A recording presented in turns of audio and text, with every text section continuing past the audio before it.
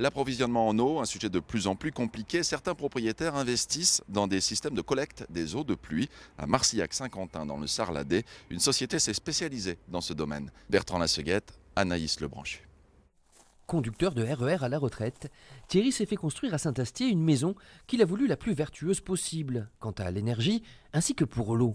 Pour cela, il a fait installer dans son jardin 2 cuves de 7 mètres cubes pour environ 10 000 €.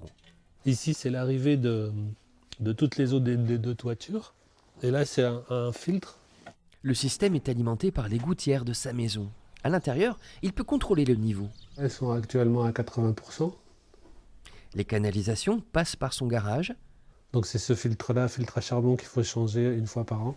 Pour la cuisine ainsi que la douche, la législation l'oblige toujours à s'alimenter au réseau de ville. L'eau de pluie lui sert pour la machine à laver, les toilettes, le jardin et la piscine, lui permettant de disposer d'eau même en période de restriction. Surtout là, les 2-3 années précédentes, là où il y a eu des sécheresses assez fortes, on était content d'avoir cette réserve d'eau à disposition. Derrière ce système de récupération d'eau de pluie, il y a un savoir-faire périgourdin. Dans le Sarladais, l'entreprise Optimo conçoit des cuves de récupération depuis 2006. Chaque cuve de 7 mètres cubes pèse 3 tonnes, 2 demi-sphères qui sont scellées avec une colle très spéciale. C'est la colle qui a été utilisée sur le viaduc de Millau. C'est du solide. Donc c'est éprouvé, approuvé. Un savoir-faire éprouvé, une robustesse garantie, mais au début, ils sont partis de zéro avec un certain sens de la débrouille.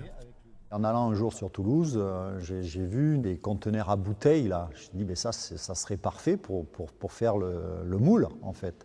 Donc ma collègue en a trouvé un, on l'a coupé en 2, on a fait le moule extérieur, on est parti de là en fait.